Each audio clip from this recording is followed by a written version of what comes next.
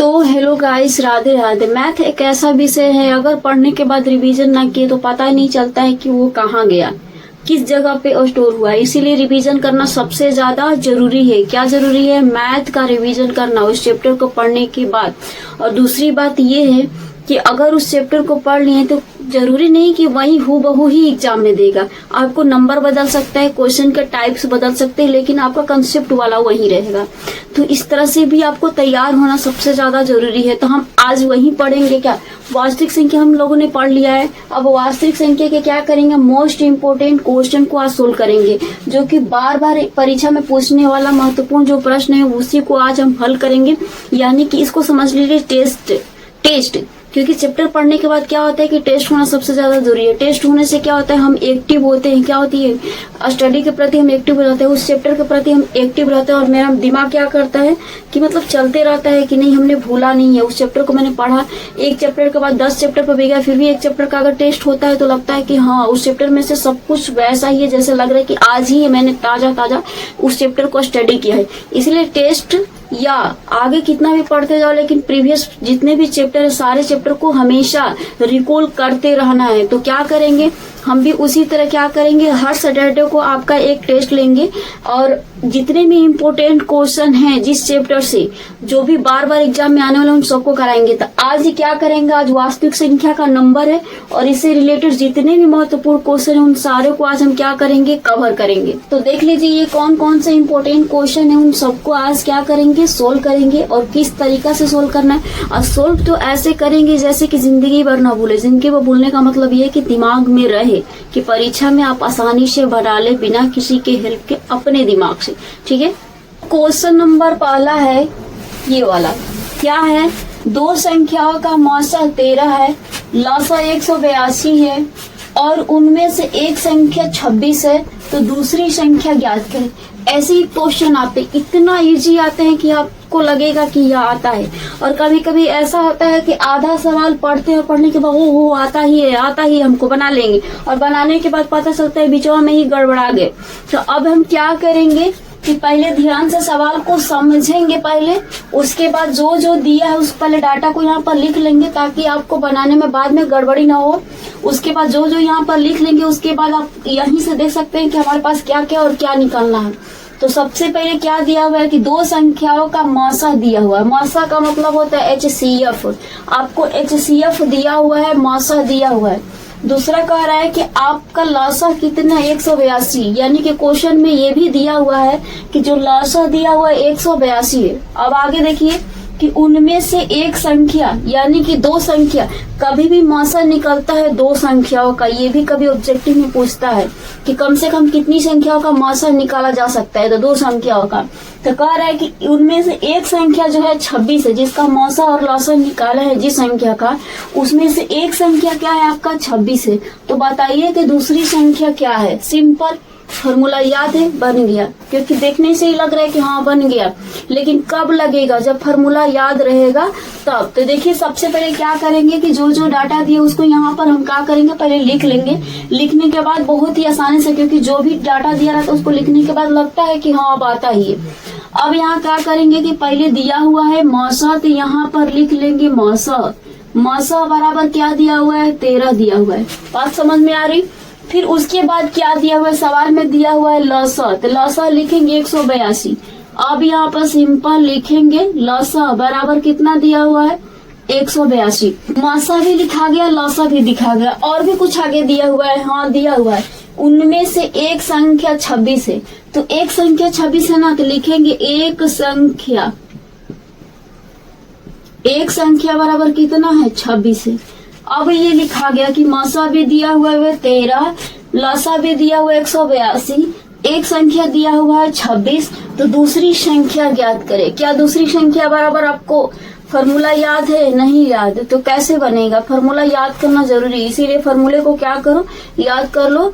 और नहीं याद हो रहा है तो उसको लिखने का प्रैक्टिस कर लो 10-12 बार, अपने आप याद हो जाएगा। अब हमें निकालना क्या है, दूसरी संख्या निकालना, यही निकालना है ना। तो सबसे पहले लिखेंगे यहाँ पर दूसरी संख्या लिखेंगे। अब दूसरी संख्या बराबर क्या फॉर्मूला होता है, फॉर्मूला होता है मौसा अब गुणे लसा। अब बटा में होता है क्या होता है, यही दिया हुआ एक संख्या, ये होता है एक संख्या होता है। HCF गुणे एलसीएम बटा में पहली संख्या, ठीक है, फर्स्ट नंबर। अब यहाँ पर मौसा भी आपको दिया हुआ है, लसा भी आपको दिया हुआ है और पहली संख्या भी दिया हुआ एक संख्या। यहाँ पर इसमें मान रखेंगे और आ गया बटा पका गुणा, उसको क्या करेंगे ऊपर नीचे कटाएंगे, उसके बाद जो बचेगा वो आ गया हमारा आंसर। देखिए कितना इजी है। अब यहाँ पर हम क्या रखेंगे, मौसा का वैल्यू कितना है 13, सिंपल रख देंगे 13, गुणा है तो गुणा। उसके बाद लसा का वैल्यू देखिए ये है लसा और लसा का वैल्यू 182, तो यहाँ पर लिखेंगे 182। उसके बाद नीचे एक संख्या है और एक संख्या कितना दिया हुआ है लिख देंगे, ये 26 लिख देंगे।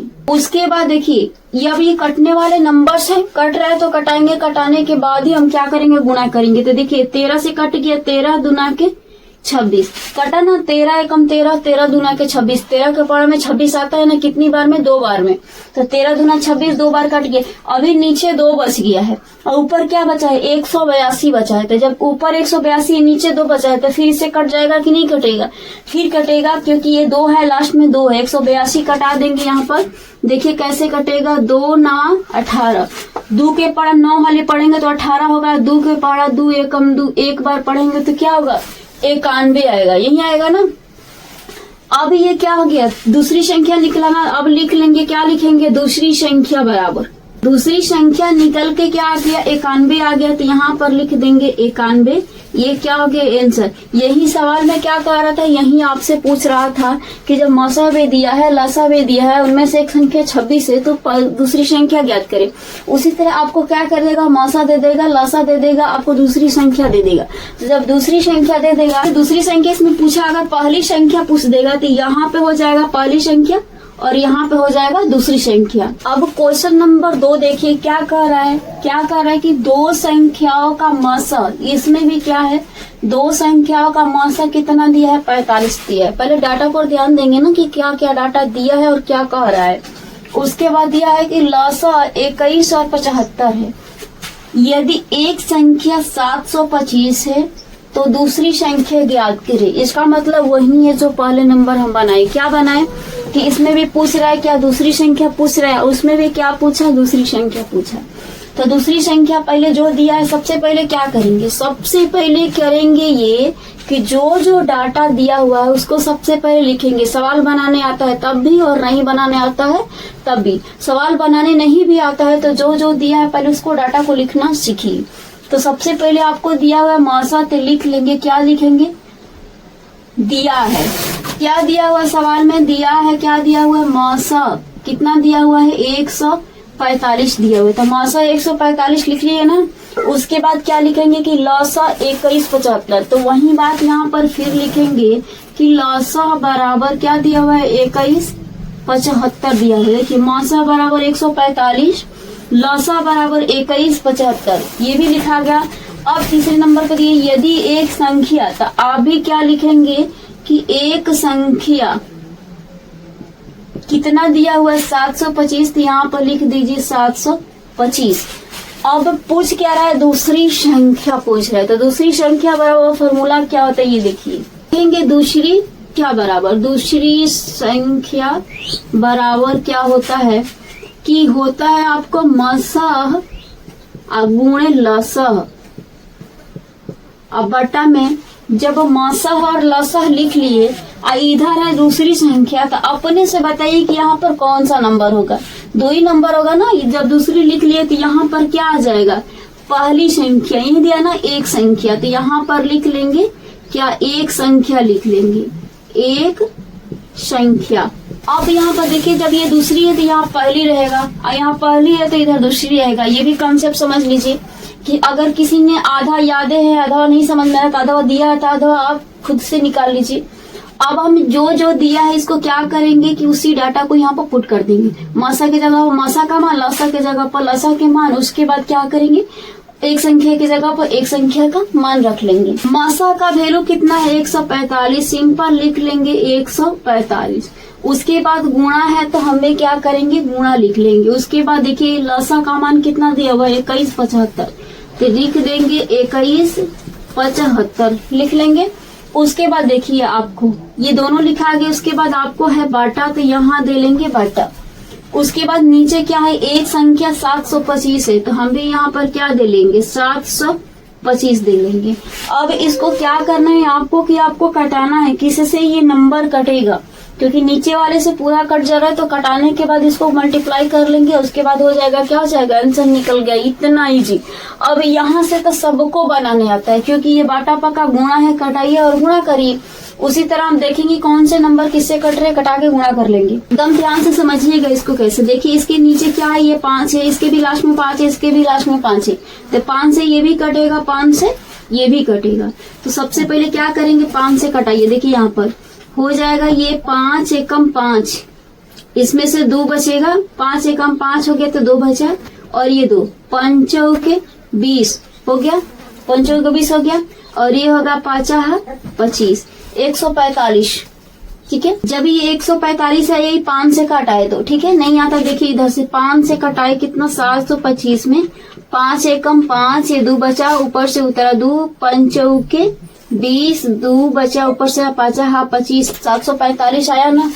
अब यहाँ पर इसको कटाएंगे, देखिए ध्यान से, पंचों के 20, 21 है तो पंचों के 20, और 1 का 7 कितना हो गया 17, तो 5 आई 15, और ये कितना बचेगा, ये देखिए इसमें से 2 बचेगा, 50 25 गया तो, अरे 5 15, इसमें से 2 बचा, और 2 आइए 5 कितना होगा 5 25, 7 5 से कटाए तो ये 435, और 5 से नीचे भी कटाए तो 145, ऊपर भी बराबर अंक से और नीचे भी बराबर अंक से कटाएंगे। अब जरा ध्यान से देखिए यहाँ पर कि ये भी 145 और ये भी 145 कैंसिल हो जाएगा, आराम से हो जाएगा। तो जब 145 ये भी और 145 ये भी, तो सीधा इसको कर दो कट।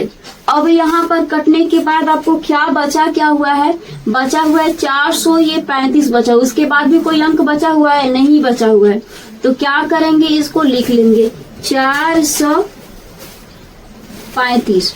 क्या हुआ 435 आपका कहाँ निकला, दूसरी संख्या निकला, क्योंकि कैलकुलेट करने के बाद कटाने के बाद आपका नंबर कितना आया, ये 145 था।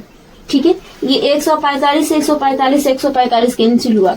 यहाँ पर नहीं समझ में आती क्योंकि यहाँ पर डिवाइड किए थे, तो यहाँ पर ध्यान से देख लीजिए 21 और ये है 75, और मैंने इसको कटाया था 5 से। ठीक है, तो 5 से कटाया तो ये हो जाएगा पंचों के 20 हो गया, ये 1 बचा, ऊपर से 7 उतरेगा, ये होगा 5 आई 15, घटेगा 2 बचेगा, ऊपर से उतरेगा 25, कितना हो जाएगा 5 25, 5 बार में कटा आया है 435 आया, वही 435 यहाँ पर लिखा गया।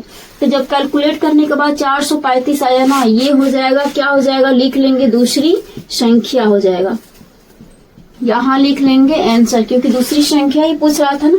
अब ये देखिए, ये दूसरी संख्या और ये दूसरी संख्या निकल गया, देखिए कितना इजी है। तो चलिए अब क्या करेंगे, अब तीसरे नंबर क्वेश्चन को अब सोल्व करते हैं। अब हल करेंगे क्वेश्चन नंबर तीसरे को। क्या दिया हुआ है कि HCF 306, देखिए ध्यान से, HCF दिया हुआ है 306 और 657 बराबर 9।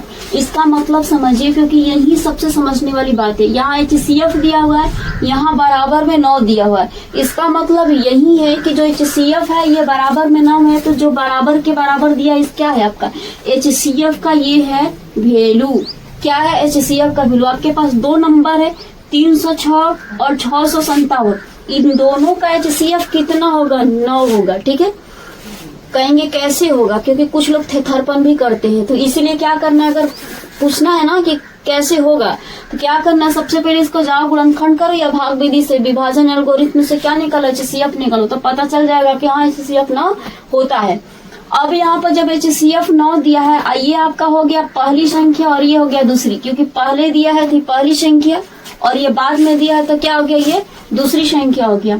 अब यहाँ पर क्या है दिया है, उसके बाद आगे कर रहा है एलसीएम 306 और 657 ज्ञात कीजिए। इसका मतलब ये है कि जब HCF इसका 9 दिया हुआ है, तो आपको क्या निकालना है, 306 और 657 का ही एलसीएम निकालना है, सेम टू सेम। यानी कि क्वेश्चन को क्या किया हुआ है, पहले में बनाए तो वही बात, उसमें डायरेक्ट दिया था मासा इतना लसा इतना निकालिए, पहली संख्या इतना निकालिए, क्या निकालिए दूसरी संख्या निकालिए, मासा इतना लसा इतना दिया है दूसरी संख्या पहली संख्या निकालिए। लेकिन थोड़ा सा उसी सवाल को क्या कर दिया, घुमा दिया है। इसमें दिया है मासा बराबर 9, पहली संख्या 306 और दूसरी संख्या 657, तो निकालिए लौसा निकालिए। लेकिन उस तरह ना देकर इसको क्या दिया है, थोड़ा सा इधर उधर कर दिया है ताकि अब कंफ्यूज हो जाओ। क्या कंफ्यूज होने की जरूरत नहीं है, क्योंकि इसको पहले अच्छे से समझना सीख लीजिए सवाल को कि कैसे समझा जाता है। तो सबसे पहले दिया है जो डाटा लिखेंगे, आपको मैथ बनाने आता है तब भी और नहीं बनाने आता है तब भी, सबसे भी लिखना आना चाहिए, क्योंकि सब लोगों को ये नहीं लिखने आता है। तो सबसे पहले क्या करते हैं कि सबसे पहले डायरेक्ट बनाना शुरू कर देते हैं, अरे भाई सबसे पहले लिखना शुरू करो, ठीक। उसके बाद अगर नहीं भी आता होगा बनाने ना, जब आधा लिख लेगा ना डाटा, उसके बाद खुद बनाने आ जाएगा। अब यहाँ पर क्या करेंगे, जो दिया हुआ है क्या लिख लेंगे, पहले दिया है, दिया क्या है आपको, दिया है HCF, कितना दिया हुआ है 9 दिया हुआ, यही दिया है ना HCF 9। उसके बाद ये क्या है आपका 306, पहले बार है तो पहली संख्या, ये बाद में है तो दूसरी संख्या। तो सबसे पहले फर्स्ट नंबर सीट पर बैठा है तो इसको पहले नंबर पर रखेंगे, और इसको दूसरी बार बैठा है तो इसको क्या करें, दूसरे नंबर पर रखेंगे। तो इसको मानेंगे, क्या मानेंगे, पहली संख्या। सबसे पहले लिख लेंगे पहली संख्या कितना है 306 है। उसके बाद है 657, तो लिख लेंगे यहाँ पर दूसरी संख्या, दूसरी संख्या कितना है 657, यही है ना।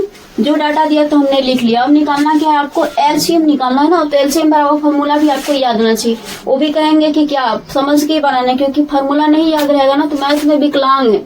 क्योंकि मैथ के लिए सबसे ज्यादा जरूरी है फॉर्मूले याद है तो आगे बढ़ेंगे, नहीं तो नीचे ऊपर लटके रहेंगे, कहाँ होगा कहाँ होगा। फॉर्मूला कोई बता दिया तो बना, नहीं बनाया तो सवाल छूटा, 0 नंबर। अब यहाँ पर सबसे पहले क्या करेंगे, यहाँ पर लिखेंगे एलसीएम, क्योंकि एलसीएम बराबर फॉर्मूला लिखना ना। तो एलसीएम बराबर क्या होता है, एलसीएम होता है क्या, पहली संख्या गुणे दूसरी संख्या, पहली संख्या उसके बाद गुणे दूसरी संख्या। तो लिख लेंगे दूसरी संख्या। उसके बाद नीचे क्या होता है, नीचे क्या होता है आपका, क्या दिया है, जब एलसीएम निकालना है तो नीचे क्या होगा बताइए। पहले नंबर क्वेश्चन और दूसरे नंबर बताया कि जब नीचे यहाँ पर एलसीएम दे दिया तो यहाँ HCF होगा, यहाँ पहली संख्या दे दिया तो यहाँ दूसरी संख्या होगा। तो जब यहाँ एलसीएम दिया हुआ है तो यहाँ पर क्या रख लेंगे, HCF रख लेंगे। और देखिए पहली संख्या का वैल्यू दिया है, दूसरी संख्या का वैल्यू दिया है, HCF का वैल्यू दिया हुआ है। तो इसको जस्ट उसी के जगह पर क्या करेंगे, बिठा देंगे। बिठाने के बाद क्या करेंगे, बटा पर का गुणा आ जाएगा और वो गुणा आपको आता है। अब यहाँ पर रखिए, क्या रखेंगे, पहली संख्या कितना है 306, तो लिख लेंगे 306 गुणे दूसरी संख्या कितना है 657। उसके बाद नीचे HCF दिया हुआ ना, HCF पर चले जाइए। यहाँ देखिए 9 दिया था इस सवाल में, तो यहाँ पर रख लेंगे, क्या रख लेंगे, 9 रख लेंगे। अब इतना रखने के बाद आप यहाँ पर देखिए कि कौन किससे कट रहा है, जो मर्जी उसको कटाइए। ये कट रहा है तो इसको कटाइए, ये कट रहा है इसको कटाइए। अगर दोनों कट रहा है तो आपकी मर्जी किसको कटाएंगे, ठीक है। हम कटाते हैं इसको, 9 से 306 को करते हैं। तो यहाँ पर है 9 और यहाँ पर है 306, कटाइए तो यहाँ पर हो जाएगा कि 9 तिली 27 और ये 3 बचा ऊपर से उतरा 6, 9 चौके 36, कितना होगा 34 बार में। यहाँ पर देखिए 9 से कटाए तो ये 306 कितनी बार में, 34 बार में। 9 से डिवाइड करके कटाए तो 34 बार में क्या हो गया, खत्म हो गया। अब जो बचा उसी को लिखेंगे, क्या बचा है आपका 34 गुणे 657 बचा है। अब इन दोनों का क्या करेंगे, गुणा करेंगे। तो सबसे पहले यहाँ पर लिखेंगे, लिखने के बाद क्या करेंगे, गुणा के नाम सुन के ही कैलकुलेटर मोबाइल निकालने लगे। मोबाइल से नहीं गुणा करना है, क्यों, क्योंकि आपको एग्जाम में मोबाइल कैलकुलेटर नहीं मिलेगा, इसीलिए पहले से प्रैक्टिस डालो। अगर मोबाइल कैलकुलेटर की आदत रहेगा ना तो एग्जाम में अगर खुद से हाथ से गुणा करेगा तो कहीं ना कहीं गड़बड़ आ जाएगा, कोई ना कोई नंबर जोड़ने में या कैरी जोड़ने में गड़बड़ हो जाता है। तो इसीलिए क्या करेंगे, जो भी गुणा करना होगा खुद से करेंगे। तो यहाँ पर करेंगे 7 चौके 28 की 8, 34 और 657 में यहाँ गुणा करने के बाद कितना है 22 338। तो लिख देंगे यहाँ पर 22 338। ये कहाँ आया, ये हमारा निकला था एलसीएम। तो यहाँ पर क्या लिखेंगे, लिख लेंगे कि एलसीएम बराबर कितना है 22,338। तो लिखेंगे यहाँ पर 22,338। ये हो गया, क्या हो गया, इस क्वेश्चन का आंसर हो गया। यही पूछ रहा था, इतना इजी है। एक ही सवाल को इस तरह, कभी इस तरह, कभी इस तरह, कभी इस तरह, कभी इस तरह, जिस तरह सीट बदल बदल के हम बैठते हैं ना, अब कभी कभी तरीका बैठने का बदल देते हैं, उसी तरह ये सवाल भी बदलते हैं। एक ही सवाल को कई तरीका से क्या कर देता है, उस नंबर को सजा देता है, और सवाल पूछता वही है, सवाल का मतलब होता है वही, एक ही मतलब होता है, लेकिन एक ही सवाल को कई मतलब तरीका से दे देता है। तो आपको घबराने की कोई जरूरत नहीं, आपको फार्मूले याद होना चाहिए और सवाल को पढ़ने का तरीका और समझने का तरीका आपको आना चाहिए। अब हम हल करेंगे क्वेश्चन नंबर 4 को। कह रहा है, क्या कह रहा है कि अभाज्य गुणनखंड विधि से 96 और 404 का क्या निकालना है, मौसा। क्या कह रहा है, सबसे पहले ये इम्पोर्टेंट है कि अभाज्य गुणनखंड विधि से क्या निकालना है, आपको निकालना है मौसा। तो सबसे पहले हम करेंगे 96 का गुणनखंड, उसके बाद करेंगे 404 का गुणनखंड। गुणनखंड कैसे करते हैं, जिस तरह पढ़ के बचपन में सीखे होंगे, इस तरह 20 का कटाते होंगे, 2 दहा में 20, 2 5 10 और 5 एकम 5, और लिखते क्या है 20 बराबर, यही चीजों को गुणा में लिखते हैं 2 गुणे 5। पक्का ऐसे सीखे है ना बचपन में। तो उसी तरह हम क्या करेंगे, 96 का गुणनखंड और 404 का गुणनखंड करके फटाफट निकाल लेंगे, HCF निकाल लेंगे। तो सबसे पहले क्या करेंगे कि हम 96 को यहाँ उतार लेंगे, ठीक। उसके बाद हम उतार लेंगे 404 का उतार लेंगे। क्या करना, क्या है, अभाज्य गुणनखंड करना। तो सबसे पहले हम करेंगे गुणनखंड। तो कैसे करेंगे, सबसे पहले यहाँ पर लिख लेंगे 96, क्योंकि गुणनखंड करेंगे तभी तो यहाँ पर गुणा में लिखेंगे, ऐसे कैसे याद है डायरेक्ट। अब यहाँ पर क्या करेंगे, 2 चौके 8, यहाँ पर देखिए इसमें से 1 बचा, तो ये हो गया 16, तो 2 8 16 हो गया। अब इसको कटाएंगे तो देखिए 2 से कटेगा, 2 दूना 4 और ये 2 चौके 8 हो गया ना। उसके बाद यहाँ पर कटाएंगे तो ये हो गया 2 एकम 2 और 2 दूना के 4 हो गया ना। ये देखिए 12 दूना 24। अब इसको कटाएंगे 2 6 12 और ये कट जाएगा 2 3 6 और ये कट जाएगा 3 एकम 3, कट गया। इतना लंबा गुणनखंड आ गया, किसके बराबर, 96 के बराबर।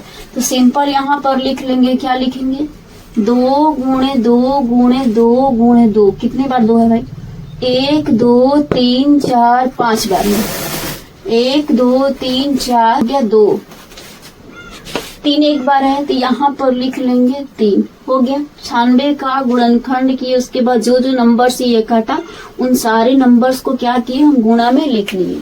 उसके बाद अब करेंगे 404 का। तो सिंपल यहाँ पर लिख लेंगे 404। अब इसको कटाएंगे, देखिए 2 दूने के 4 0, 2 दूने के 4 कट गया। इसको कटाएंगे 2 एकम 2 0, 2 एकम 2 कट गया। अब ये किस नंबर से कटेगा, 3 से कटेगा। ये 3 3 के ना नहीं कटेगा। लगता है कि 101 किसी का टेबल में नहीं आता है ना। तो जब ये नहीं कटेगा, इसकी पॉसिबिलिटी कटने की नहीं है, तो यहीं से हम क्या करेंगे, इसको स्टॉप कर देंगे। अब आगे नहीं बढ़ना है, क्योंकि जब कटवे नहीं करेगा तो क्या यहाँ पर क्या करेंगे। अब इसको क्या करेंगे, यहाँ पर लिख लेंगे 2 गुणे 2 और गुणे ये हो जाएगा 101। 101 था ना, 101, तो यहाँ पर लिख लेंगे 101 हो गया। अब ये हो जाएगा, क्या हो जाएगा, आंसर हो जाएगा। देखिए कितना इजी है मौसा निकालना। मौसा का मतलब समझ रहे हैं, जितनी भी संख्या का नंबर मौसा निकालेंगे आप, उस सारे नंबर्स में कॉमन होना चाहिए। कॉमन का मतलब ये कि उसमें सब में होना चाहिए। जो भी नंबर होगा, तीनों में होगा, दोनों में होगा। जैसे इसमें 2 तो इसमें भी 2, इसमें 2 तो इसमें भी हो। कितनी बार मिला, 1 बार 2 2 मिला, फिर 1 बार 2 2 मिला है। कितनी बार मिला, दोनों में 2 बार मिला है, तो 1 2 और 1 2 मिले लिए कितना हो गया, गुणा कर लिए 4 HCF हो गया। अब हम बनाएंगे क्वेश्चन नंबर, ये 4 बनाए। अब क्वेश्चन नंबर 5 को सोल्यूशन करके देखते हैं क्वेश्चन नंबर 5 क्या कह रहा है।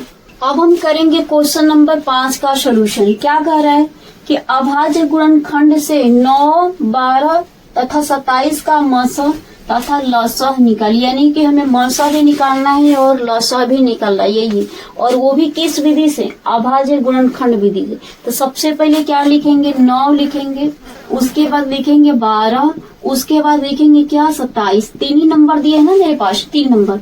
तो 27 का सबसे पहले करेंगे गुणनखंड। गुणनखंड का मतलब होता है कि 9 कटाएंगे, 3 से 3 3 लेके 9 और ये 3 एकम 3, ये होगा ना। ये 9 बराबर क्या हो गया, 3 से कटा और ये 3 से कटा, तो 3 गुणे 3 हुआ। तो उसी तरह यहाँ पर देखिए 9 का गुणनखंड होगा 3 गुणे 3, ठीक।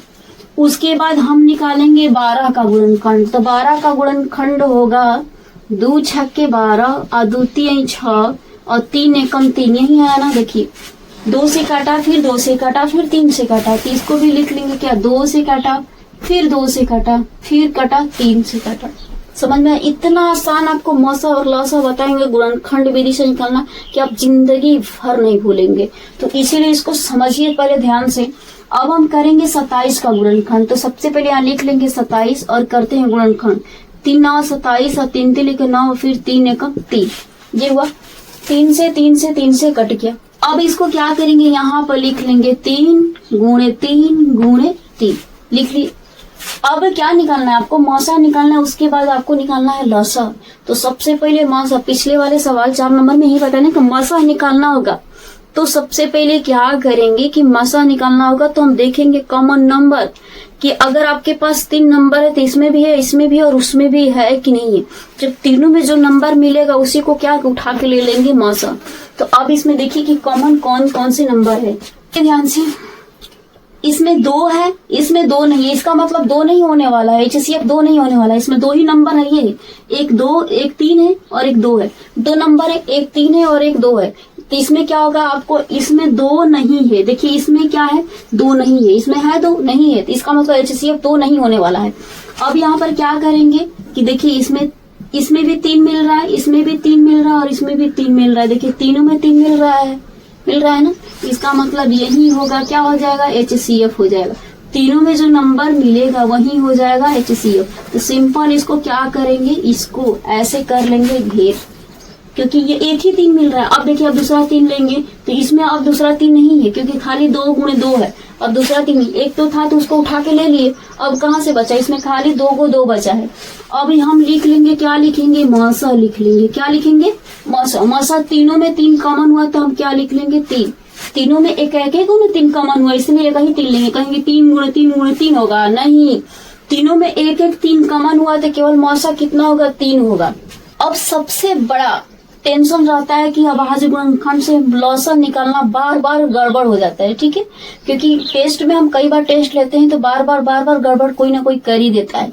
तो आज उस गड़बड़ को भी हम खत्म कर देंगे। क्या क्या गड़बड़ी करते हैं कि ये देखिए, ये पूरा ये गुणा भी कर लेंगे, उसके बाद इस 3 को भी गुणा कर लेते हैं। इसका मतलब नहीं समझ में आया ना। अब देखिए समझिए, हम निकालेंगे, क्या निकालेंगे, लौसा निकालेंगे। लौसा निकालने के लिए क्या करेंगे कि जो ये नंबर घेरे हैं ना, घेरवा क्यों रहे हैं आपको भी घेरना सबसे ज्यादा जरूरी है, ताकि आप गड़बड़ाए ही नहीं एग्जाम में। क्योंकि सबसे पहले इसको घेर लेंगे तो समझ जाएंगे कि ये अलग है, ये अलग हो गया हमारे खानदान से। अब ये जो बचा सब इतना ही बचा, इन्हीं लोगों से हमें बात करना है, इससे कोई रिश्ता नहीं है। तो सबसे पहले यहाँ पर क्या करेंगे, इसको गुणा कर लेंगे। 3 गुणे 2 गुणे 2 गुणा कर लिए, ये 3 बचा। देखिए ये वाला 3 गुणा कर लिए, यहाँ पर ये दोनों 2 बचा, यहाँ पर गुणा कर लिए। उसके बाद इसमें से 2 को बचाए, एगो ये बचा और गई, इसको गुणा कर लेंगे। 3 गुणे 3। अब इससे तो हुआ है झगड़ा, लेकिन कभी ना कभी अगर काम पड़ जाएगा तो कभी ना कभी बोल ही लेंगे। तो अब इसको बढ़ गया जरूरत, क्या करेंगे, तब इसको उठा लेंगे। अब गुणे, पहले ध्यान से समझिए, LCF निकालने के बाद जो भी नंबर बचता है उसको कर लिए हम गुणा। उसके बाद हम एक करेंगे HCF का गुणा। देखिए ध्यान से, हमें ये जो नंबर घेरे इससे हमें कोई लेना देना ही नहीं है, ठीक है। कोई लेना देना नहीं है, क्योंकि झगड़ा हो चुका है, उससे कोई लेना देना नहीं। जब एकदम जरूरत से ज्यादा अगर काम पड़ेगा तभी इससे हम क्या करेंगे, थोड़ा सा हम बोल लेंगे। अब इसका हमें पड़ गया जरूरत, क्या पड़ गया, लौसा निकालने का। थोड़ा सा हम इसको बोल लेंगे। क्या बोल लेंगे, इन तीनों से हमें नहीं बोलना है, इसकी फैमिली से बोलना है या मौसा से बोलेंगे, क्योंकि इसमें से निकल के कॉमन आ गया मौसा।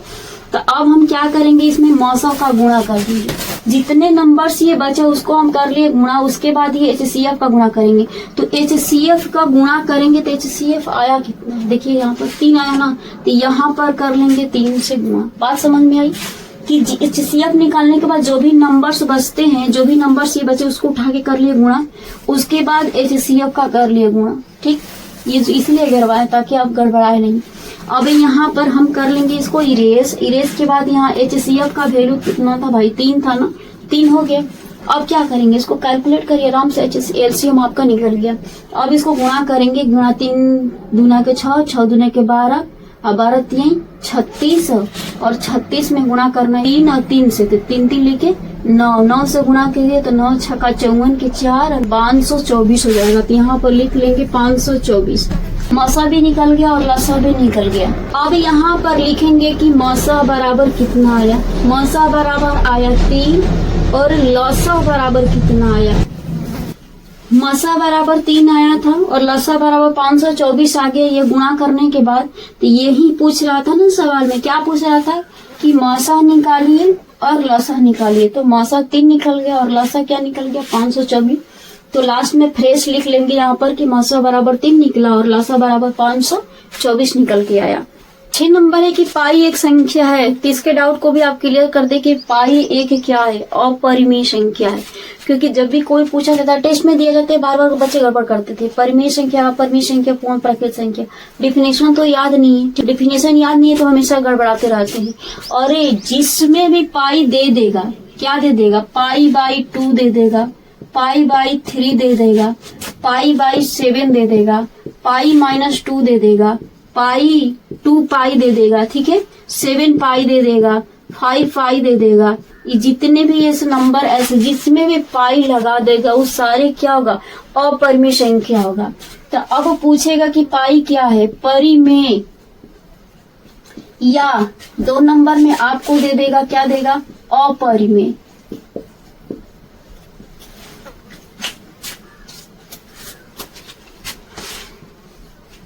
पाई एक संख्या है। अब क्लियर हुआ क्या है पाई एक क्या है। तो एक है परिमेय और दूसरा अपरिमेय। तो हम टिक लगाएंगे इसमें अपरिमेय संख्या। अब जब भी देगा कि पाई एक संख्या है तो लगाना क्या है, पाई एक अपरिमेय संख्या है। पाई जिसमें भी आ जाएगा वो क्या हो जाएगा, अपरिमेय संख्या हो जाएगा। क्योंकि पाई का वैल्यू नहीं है, पाई का वैल्यू होता है 22/7। कितने बार सारे बच्चे कहते हैं कि पाई का मान 22/7 होता नहीं है, तो पाई कैसे अपरिमेय संख्या होगा। गधे यू पाई का मान है 22/7 और ये क्या है आपका, ये पाई है। तो पाई क्या है, एक अपरिमेय संख्या है। ठीक, क्लियर हुआ। पाई क्या है, एक अपरिमेय संख्या है। आज के बाद भूलना नहीं है, पाई को जिसके साथ ही मर्ज कर देगा वो सारे नंबर्स हो जाएंगे अपरिमेय संख्या।